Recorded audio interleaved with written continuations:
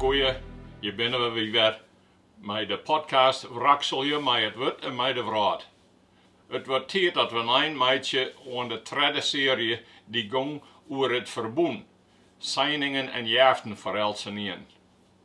En we hebben gezien dat in het Nieuwe Testament er eens net een protte zijn wordt over verboen, maar veel meer over het koninkrijk. Het koninkrijk van de hemel als ook het koninkrijk van God. En nu willen we op dat thema teruggaan, maar ook onder de titel van schepping en wer-Skepping.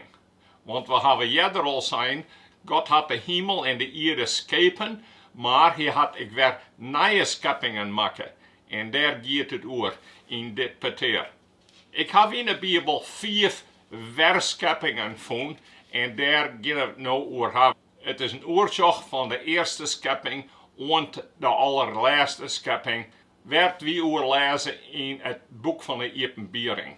Dat eerst beginnen we met de schepping van de hemel en de aarde, dat beschreven is in Genesis het eerste hoofdstuk. En dan zullen we in kwart vers gaan naar de nieuwe schepping die God maakte met de grote watervloed daarna. En dan zullen we naar de natie van Israël die God gebruiken wil om daarmee zijn koninkrijk te herstellen. En dat gaat dan over het verbond met Abraham, met Mozes en met koning David. Maar daarna ook komen we bij de nieuwe schepping die Jezus Christus bracht. En dat is dan eens de tweede schepping na de allereerste schepping. En vierdens, troch het werk van Jezus de Christus en troch het werk van Heilige Geest had hij ook een nieuwe schepping maken in zijn kerken.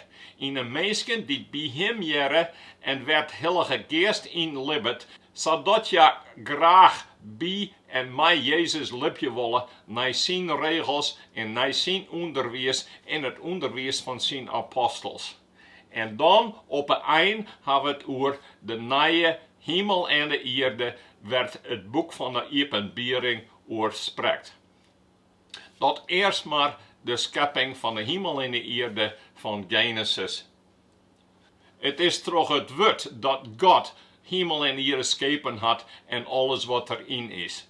En dat is beschreven in een serie van scheidingen.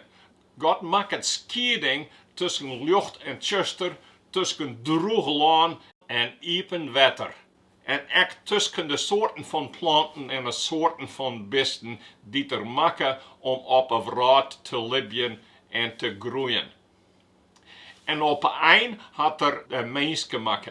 En de mens, dat we een apart pronkstuk van zijn schepping, om ter us maken hier neven zijn beeld. Dat we als zijn ben, ook met hem leven wonen en hem leef hebben wonen.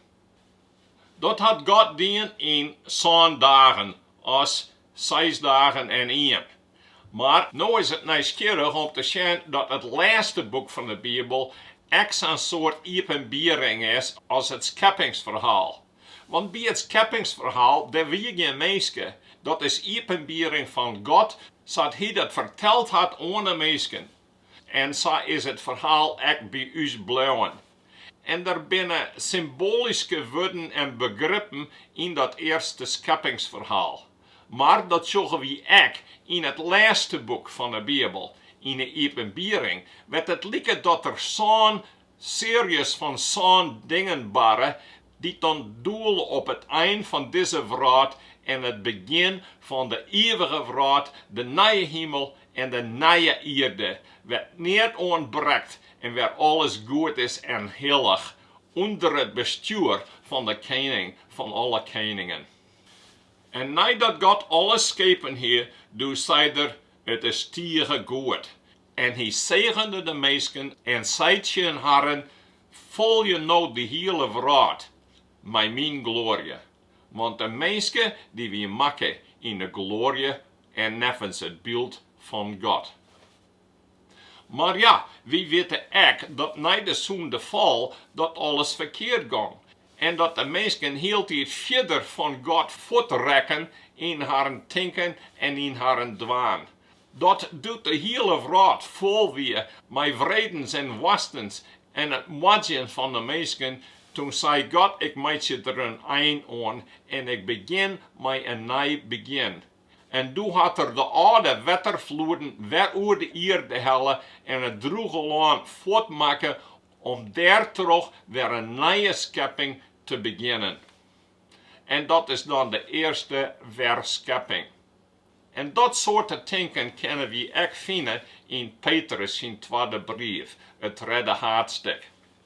Dit vooral moet je weten dat er in de laatste dagen spotters met hunnende woorden komen zullen, die naar haar eigen begeerten libben. En zeggen, hoe zit het nou met de belofte dat hij komen zou? Zo'n te voorraden reist binnen, blijft alles maar bij het orde, lijkt als het van het begin van de schepping al west had. Als ze daarop uit willen, vergeten ze ommers dat er in oude tijden ook al een hemel wie en een aarde, uit wetter en troch wetter vormen troch het wut van God. En dat die verraad van doe troch dezelfde oorzaken vergeen is, met er onder wetter zet wordt. De hemel en aarde van nou binnen troch hetzelfde wut bewaren om verbrand te worden, de dijs van het oordeel en van de ondergang van de godlezen. God stuurde de watervloed over de aarde, zodat mensen en best versoepten uit zijn Noach en zijn familie en de besten die bij haar in de arke kwamen, zodat God met haar een nieuw begin beginnen kon. En doet het water op zijn heegst weer, toen tocht God aan zijn schepping die te bewaren woe, en toen bracht er zijn wien als heilige geest oer de watervloed om daar weer nieuw droegland te maken en een nieuwe schepping te beginnen. En de mensen zegende hij en hij zei, volg je nou de hele aarde, met de glorie van God. De tweede Wer-Skepping kunnen we vinden in het volk Israël.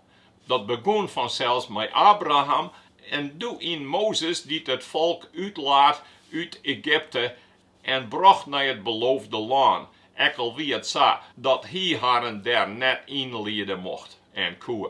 Nu is het nieuwsgierig dat de profeten dit ook zeggen dat Israël een schepping weer. Als we lezen in Jesaja het 43ste hoofdstuk, het eerste vers, dan zeggen we daar dat hij daar hetzelfde Hebreeuwse woord bara gebruikt dat ook gebruikt wordt in Genesis het eerste hoofdstuk. Nou likwijls had de Heere dit te zeggen, hij die schepen had, Jacob, die staljoen had, Israël, have geen nood, want ik heb die losgekocht. Ik heb die bij de naam neemt. Du bist minus.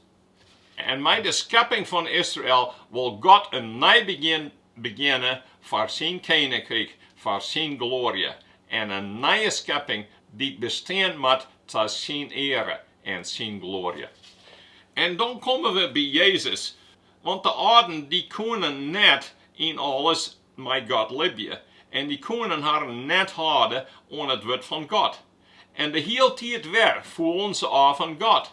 God joeg haar een rechters, God joeg haar een profeten, God joeg haar een Samuel en David, maar toch ging het elke keer weer verkeerd. Koning David doet die grote zonden die hier met Bathsheba en haar man Uria. Doe zij die, en we kunnen dit lezen in de 51ste psalm, een hart dat zuiver is, schep dat in mij, o God. Een wisse geest wil die in mij vernijen. Versteert mij net uit jouw meenschap en neem jouw heilige geest net bij mij wij. Jou mij de vreugde om jouw heil, waarom? Steun mij met de geest die het vrijwillig maakt. En de ze kennen dat dit ook een profetie is van David, de koning. Want op oren plakken had Ezekiel en oren al zijn dat God zelfs heilige geest jaan zou, dat hij u een nieuw hart jaan zou. En dit is dat koning David omvraagt. Maar dat zal net barren, want de grote zoon van David komt in Jezus de Christus. Want hij zal us heilige geest aan, zodat wij sterk staan maaien in zijn dienst. En dat wij echt leven maaien voor hem. In leven dankbaarens voor alle dingen die hij voor us dien had. En zo zullen we ook, bijgelijks in Psalm 102, dat God vooruitschot op een nieuw volk dat hij scheppen zal en dit voor hem en mij hem leven willen. Let dat opschreven worden voor de nijtime dat een nieuw volk de Heere prijs mij, om ter delsion had uit zijn heilige hechte, om te Heere uit de hemel de ierde skare had, om het zuchtje van de gevangenen te jaren, om te bevrijden die opschreven wienen van de deer. Zo zal op Sion de naam van de Heere verkundigen en zijn lof in Jeruzalem bezongen worden, als de volken en koninkrijken bijeenwaar komen om de Heere te tjenen. Jezus als Wer-Skepper, als een nieuwe schepper die een nieuw begin maakt en een nieuwe creatie.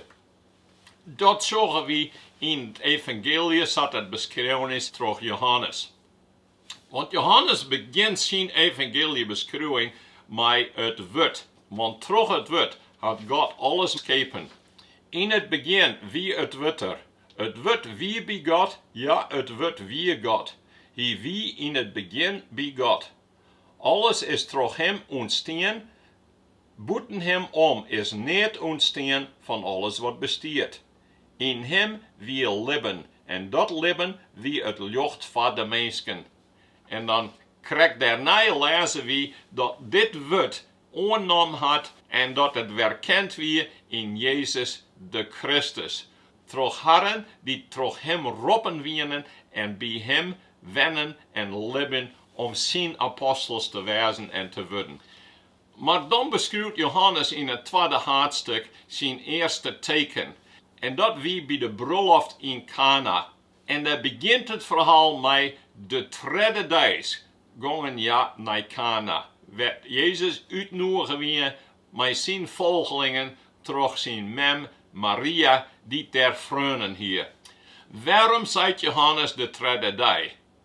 En in eerste plaats zou je denken dat het wat de meidje had met de opstanding, maar dat liep het net zo te wezen, want daar had Johannes het oors net oor. Wat betekent het dan? In hoofdstuk 1 zullen we 3 keer in zijn beschrijving de orendag, de orendag, de orendag. En als we alles op een rietje zetten, dan zullen we dat de bruiloft in Cana, dat we op een zonde dag, dat Jezus begon met toerustingen voor zijn dienst en voor zijn werk. Nou lijkt het erop dat dit weeromslacht op hoofdstuk 1 vers 1 krijgt daarvoor. Want daar zei Johannes dat Jezus de schepper weer in 7 dagen, als 6 dagen plus 1. En nou de toerustingen klaar binnen voor zijn dienst op de zonde dag en hij begint met zijn werk en zijn eerste teken om de glorie van God zien te laten, dan is hier de Wer-Skepping, het begin van een nieuwe schepping door Jezus en zijn werk en zijn leren. En nou denkst vaak, dat is wel mooi betocht, maar als dan verder leest in de hoofdstukken daarna, dan komt dit ook weer in.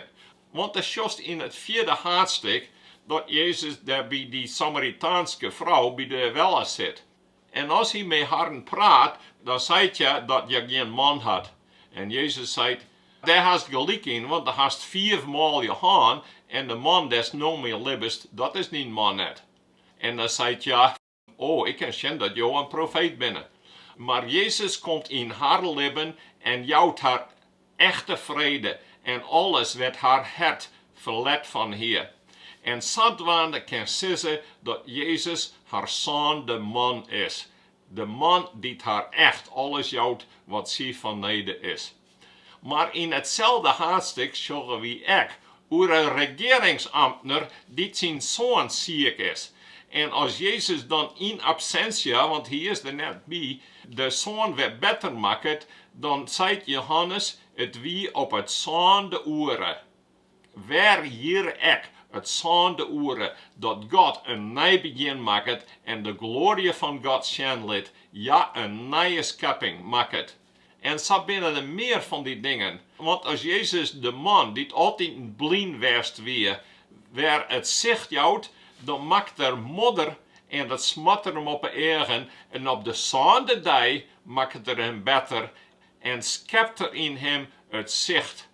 En daar broekt er dan het zand van de groen van, dat hij ek broekt het bij de schepping om de mensen te maken. En zo zijn er meer van dat soort dingen. Dat ik denk dat Johannes in een wat verborgen wijze schenlet dat Jezus de Wer-Skepper is. Dan komen we bij de vierde Wer-Skepping en dat binnen wie. Als wie met Jezus liefje, als wie hem lief hebben en naar hem en naar zijn woord jaren willen en daar naar liefje willen. We lezen hierover in Paulus' zijn brief aan Korinthe en dat is in 15e hoofdstuk. En hij had het over de opstanding, dat er mensen binnen die net leven wonen als koningen in de opstanding van de Christus. En Paulus zei, maar zo stiert het er aldergeloks net voor, want Christus is opwekken uit de doden als eersteling van haar die de rest binnen. Om es de deerder is troch een meisje, zo is ek de verriezenis van de doden der troch een meisje. Want liek als alle jaren sterren om ze bij Adam jaren, zo würde ek alle jaren leven maken om ze bij Christus jaren. Maar elk in zijn eigen wadder, als eersteling Christus, dan dit van Christus binnen, bij zijn komen. Maar nou is Christus optaan uit de doden, als eersteling van dit ontslept binnen. Wie würde zo ek opwekken tot een nieuw leven in Christus als een soort van eerstelingen in zijn schepping. We lezen daarover in Jacobus zijn brief aan het eind van het eerste hoofdstuk. Vers 19. Al het goede dat u doen wordt en al het volslijne dat we krijgen, komt van boven, van de heid van de hemeljochten. Hij is een God die net veroordeelt en net vertjustert troch een oren staan van sterren. Uit vrije wil had er us het leven doen troch de verkondiging van de waarheid dat wie eerstelingen wezen zonen onder zijn schepsels en een begin van een nieuwe schepping van de hemel en de aarde. In het tweede brief aan Korinthe, hoofdstuk 4, schreeuwt Paulus, zo is dus wat in meenschap met Christus leeft, een nieuw schepsel. Het oude is voorbijgaan, sjoch, wat nice is er nou komen. En nu komen we dus bij de laatste schepping, de vijfde Wer-Skepping. En daar lezen we over in Openbaring. Want in Openbaring, zat ik al zijn hier, dan krijgen we een verhaal zoals in Genesis 1, maar uitbreiden en volle grutter en volle mooier. Want dan maakt God een schepping die net meer stikken kan. Want die bloedt in eeuwigheid. En alle rebellie en alle vertreed en alle geweld en alle zonde is voordien. Want nou kunnen mensen die knibbelen willen voor Jezus de Christus voor eeuwig in vrede met hem leven. Jesaja spreekt er al over in het 64ste hoofdstuk. Want sjoch, zei God, ik schep een nieuwe hemel en een nieuwe aarde. Wat west had, zal net meer ontocht worden. Dat komt bij geen mens meer op. Ja, jubel je en wees eeuwige blijd met wat ik schep. Want ik schep Jeruzalem als heegste nocht en het volk van Jeruzalem als heegste blijdschap. En hier gaat het over een nieuwe Jeruzalem voor alle naties en volken die met Jezus leven willen en hem kennen willen. Openbaring 21. Doe zeg ik een nieuwe hemel en een nieuwe aarde, want de eerste hemel en de eerste aarde wienen voorbij, en de zee wieder echt niet meer. En ik zeg de heilige stad, het nieuwe Jeruzalem, del komen uit de hemel, bij God wij, tarist als een bruid die het haar mooi maken had voor haar man. Ik jede een luide stemme die bij de tronen wij raap. Nou is Gods wente bij de mensen. Hij zal bij haren wenjen. Ja, zullen zijn volk wezen en God zelfs zal bij haren wezen. Hij zelfs zal haren alle tranen uit de egen vaaien en de deur zal er net meer wezen. Liekemin als rauwe, gegoel of pine, want het aarde is voorbij. Laten we hier voor dank zeggen en laten we echt bidden dat we echt bij deze nieuwe schepping Jeremia, juurtedij al in de vraat en in het plak, wat wie wenje en wat wie werkje. Hemelse Heid, we komen tot jou om jou dank te zeggen voor al jouw genade jeften. We danken jou voor de schepping en de onderhouding van de hele vraat en alle mensen. Jo hebben alles tieren goed maken, maar in uw voorraden al binnen wie bij jou wij rekken. Want we luisterden naar de lagen van de slangen. En zodoende hebben we ook jou de rare takkeerd. Net alleen nog uw voorraden, maar wie zelfs ook hebben net altijd om jou tocht en tocht aan alle genade jeften die jou us doen hebben. In het leven, in het ziekheljen en ja, in alle goede jeften. Heere, we danken jou voor het volk Israël, dat jou lieden ha en uit Egypte bracht ha om een groot volk te worden. Maar we zorgen ook dat ja net echt leven kunnen als jouw koninkrijk. We danken jou voor de profeten en we danken jou voor de koningen en voor alle goede woorden die we leren maaien uit het Oude Testament ook, hoe jou voor jouw volk zwargen en haren leerde in waarheid. En we danken jou voor jouw Zoon Jezus de Christus en dat jou in hem zo'n groot offer bracht ha aan het verschrikkelijke kruis. We danken jou, Heer Jezus, dat jou bij ons komen binnen om met ons te leven en zelfs voor ons te sterren. Want het wie jou net te min om als mensen te komen, om bespot te worden, om uitlachen te worden en om neken en bleed aan het kruis te hangen, niet ze jou verschrikkelijk tatakelen heen en jou daar vermoorden. Maar dat hebben jou dien om jouw koninkrijk te verstellen en om mensen zoals us bij jou te helpen en weer bij jou te brengen. We danken jou dat jou zo uw zonden waargenomen hebben. We danken jou voor Heilige Geest dat jou ons de eigen open maken ha, zodat we echt begrijpen kunnen wat we binnen en dat we min binnen, dat we net dankbare goede ben binnen van jou, maar dat we vaak aan ons eigen belangen denken en jou vergeten. Heer, we vragen dat jou ook met kracht in ons hart werken willen. We danken jou voor jouw kerken, jou ook dat de kerken echt bij jou wordt libje maaien en net luisteren willen naar wat de vrouw te zeggen had. Want de vrouw denkt en zegt vaak dat ja een beter boodschap had dan Jezus en de apostels. Houd u sticht bij jou. En jou dat wie, troch Heilige Geest, ook met jou en voor jou libje willen. Kijk als apostel Paulus, die jou slaaf wezen woe. En dit alles voor jou oer hier, omdat jou ook alles opofferen ha aan het kruis. Waar zei ik met u en houd u sticht bij jou, werk je met kracht, troch Heilige Geest in ons leven, dat we ook jouw kinders wezen maaien, nou en voor altijd. Leert u zo en jou is het betrouwen dat we ook bij de nieuwe schepping Jeremia en voor eeuwig met jou leven willen. We vragen dat in Jezus' naam. Amen. De zegen van God, wees mij hem alle jaren.